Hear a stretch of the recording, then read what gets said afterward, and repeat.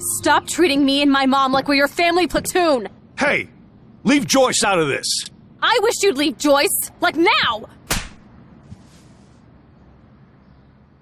Seeing this kind of family violence, and it's something you can have encountered as a player. I think we all know some people who got some difficulties, and you can have by yourself also.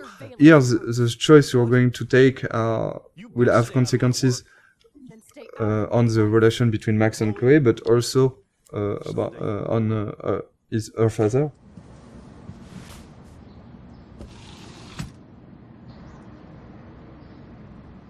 Hey, you okay? Welcome to the real step douches of Arcadia Bay. I'm sorry. For what? He would have been a bigger dick if he caught you in here.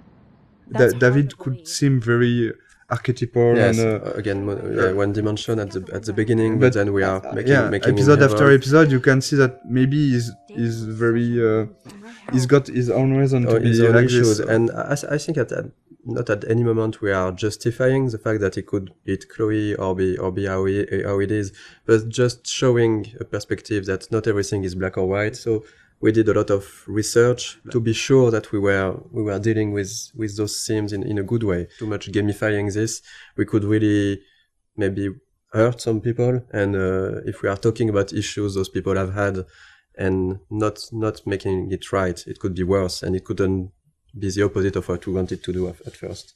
So here is a Kate character that you have met in the first episode, but not so much. And the episode 2 is really focused on Kate and Kate's story and Kate's difficulties. So, but this scene is a good way again to how we try to advance the story about Kate, but also try to show more of the other characters, Victoria and Taylor. So we are continuing of what was shown about Victoria in episode 1, like of course that she's really a mean person, that she's harassing Kate because she makes fun of her.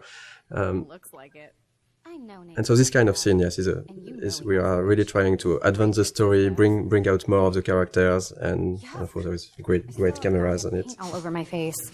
Max Selfie thought she was a badass taking that picture. We wanted really to talk about all the cyberbullying, the fact that it's quite difficult for a teenager nowadays to be connected as everyone is now. I think everyone has got a phone, is connected always. We are using the text message a lot, and we are making fun with that. So we are really thinking about both sides of the social media. But on the other hand, you've got this dark aspect of internet, which could be really difficult to live. I think a lot of players could recognize some of them inside Kate, and we've received a lot of letters from players who say that help us also to realize what they've been through. Yeah, we wanted to have this scene since the beginning. We are quite happy that we managed to keep it, and work with Square Enix was great for that. We managed to keep a lot of difficult scenes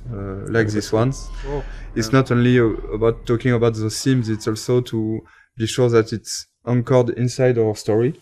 And here, of course, this experience and the Kate story will push Max to think about her power, to think about the consequences, to think about the relation with other characters. That's actually the one time in the game where Max's power fails her. So when you arrive on the roof, you are really by yourself. You have to talk Kate out of jumping, and this was also the second part of what we wanted to do with this theme, is to show that if you care to the people you like, you can help them, and that's basically what Max has to do at this moment, is really to care about Kate, to show her that she knows her, that she's her friend, and to really take out of jumping. I think that's something that was interesting on writing all these scenes, and is even in episode 1, Kate was written as somehow as some type of archetype. She's a bit religious. She's for abstinence. She has this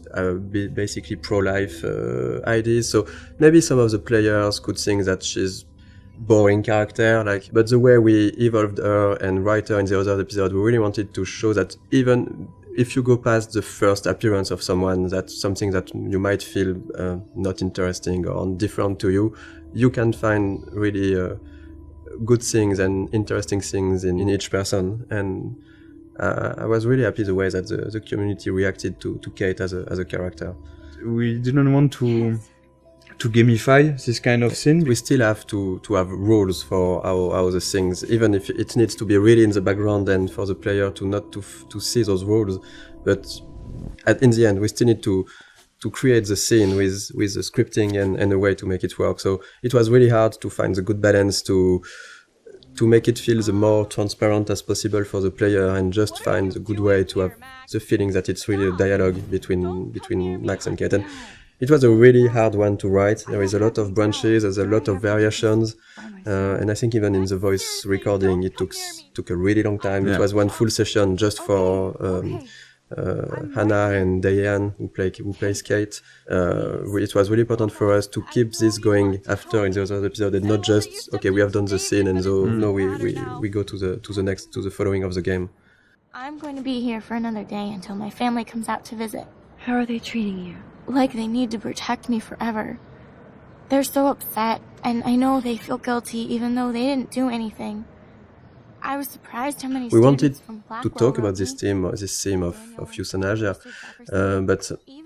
but to find a way to talk about it that would be respectful for any sort of position, because it was really important to not try to say this is right, this is wrong, and to let the player really see how he wants to play this scene at this moment based on what he felt for the situations, for Chloe, for her parents and everything. And that was that was not easy to find this balance when doing that. And again, it's because it's interactive and it's a video game that this scene is so strong. I think if you just see a scene and just okay, this is the director point of view and that's it, I accept it or not. But here it will be your choice. You really have to take your time and think about it before making your choice. So and we've seen all kind of reactions. We've seen players who immediately say, no, I can't do it. Or other player who immediately accept what Chloe is asking. Of course, it's Chloe, I'm accepting. And a lot of others who are hesitating for 5-10 minutes or so. And I think that we've been, I like that we did that, but we've been a bit mean to the player because we give them a third choice of maybe I cannot take any choice on this, but then you have still to take a choice. Yeah. But I think it was stronger because it was, what we wanted to do with that is to show that at a point you have to take responsibility for your actions and decide something. You cannot get an easy way out.